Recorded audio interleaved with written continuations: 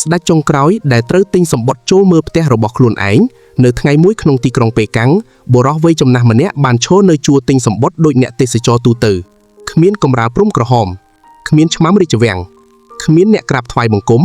មានតែសម្បត្តិមួយសន្លឹកប៉ុណ្ណោះដែលអនុញ្ញាតឲ្យគាត់ចូលទៅកាន់ទីកន្លែងដែលធ្លាប់ជាផ្ទះរបស់គាត់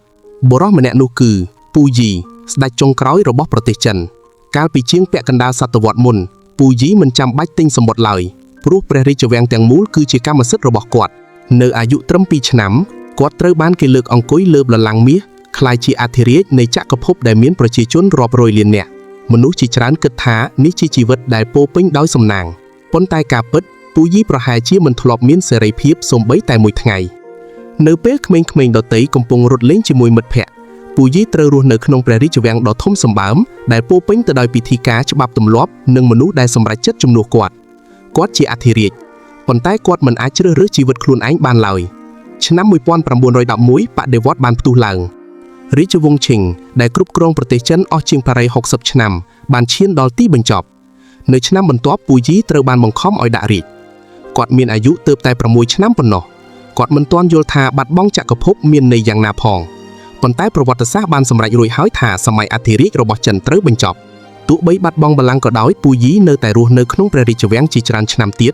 រហូតដល់ថ្ងៃមួយគាត់ត្រូវបានបណ្តេញចេញពីទីកន្លែងដែលជាផ្ទះតែមួយគត់ដែលគាត់ធ្លាប់ស្គាល់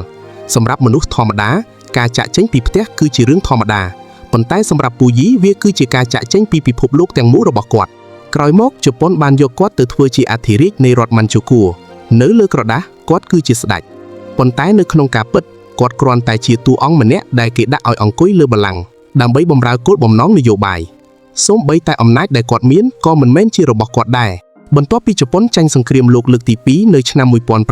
1945ពូយីព្យាយាមរត់គេចប៉ុន្តែត្រូវបានចាប់ខ្លួនដោយកងទ័ពសូវៀតពីអធិរាជទៅជាអ្នកទោសពីបល្ល័ង្កមាសទៅកាន់បន្ទប់ឃុំឃាំងនេះគឺជាការផ្លាស់ប្ដូរដែលមនុស្សតិចណាស់អាចស្រមៃដល់បន្ទាប់មកគាត់ត្រូវបានបញ្ជូនត្រឡប់ទៅចិននិងជាប់ឃុំក្នុងមណ្ឌលកែប្រែអស់ជិត10ឆ្នាំនៅទីនោះគ្មាននរណាហៅគាត់ថាព្រះចៅអធិរាជទៀតឡើយគាត់ត្រូវរៀនធ្វើអ្វីៗដូចមនុស្សធម្មតាត្រូវរៀនរស់នៅក្នុងពិភពលោកដែលគ្មានអ្នកក្រាបថ្វាយបង្គំត្រូវរៀនទទួលស្គាល់ថាអតីតកាលបានបញ្ចប់ហើយនៅឆ្នាំ1959ពូយីត្រូវបានលើកលែងទោសនៅពេលនោះគាត់មិនមែនជាអធិរាជមិនមែនជាអ្នកទោសនិងមិនមែនជានិមិត្តរូបនយោបាយទៀតឡើយគាត់គ្រាន់តែជាបុរសធម្មតាម្នាក់គាត់ធ្វើការជាអ្នកថែសួនទទួលប្រាក់ខែប្រចាំខែធ្វើដំណើរតាមមធ្យោបាយសាធារណៈនិងរស់នៅដោយប្រជាពលរដ្ឋទូទៅបុរសដែលធ្លាប់មានមនុស្សរាប់ពាន់នាក់បម្រើបែរជាចំណាយពេលដាំផ្កានិងថែសួនប៉ុន្តែប្រហែលជាលើកដំបូងក្នុងជីវិតរបស់គាត់បានរស់នៅជាជីវិតរបស់ខ្លួនឯងហើយបន្ទាប់មកក៏មានថ្ងៃមួយដែលគាត់ត្រឡប់ទៅកាន់ព្រះរាជវាំងចាស់ទីកន្លែងដែលគាត់ធ្លាប់រត់លេងកាលពីកុមារភាពទីកន្លែងដែលគាត់ធ្លាប់ត្រូវគេហៅថាអធិរាជទីកន្លែងដែលធ្លាប់ជាផ្ទះរបស់គាត់ប៉ុន្តែពេលនោះវាលែងជាព្រះរាជវាំងរបស់គាត់ទៀតហើយវាបានក្លាយជាសារមន្ទីរហើយដើម្បីចូលទៅខាងក្នុងអតីតអធិរាជនៃប្រទេសចិនត្រូវទិញសម្បត្តិមួយសន្លឹកដូចអ្នកទេសចរដទៃទៀតប្រហែលគ្មានរូបភាពណាអាចពណ៌នាអំពីភាពមិនទៀងទាត់នៃអំណាចបានល្អជាងនេះទេបុរសដែលធ្លាប់ជាម្ចាស់គ្រប់យ៉ាងចុងក្រោយត្រូវសុំការអនុញ្ញាតដើម្បីចូលមើលអតីតកាលរបស់ខ្លួនឯង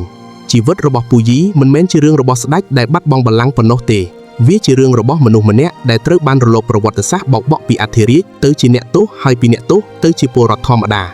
ហើយនៅទីបញ្ចប់គាត់បានបន្សល់ទុកមេរៀនមួយដល់ពិភពលោកថាគ្មានអំណាចណាស្ថិតស្ថេរជារៀងរហូតទេ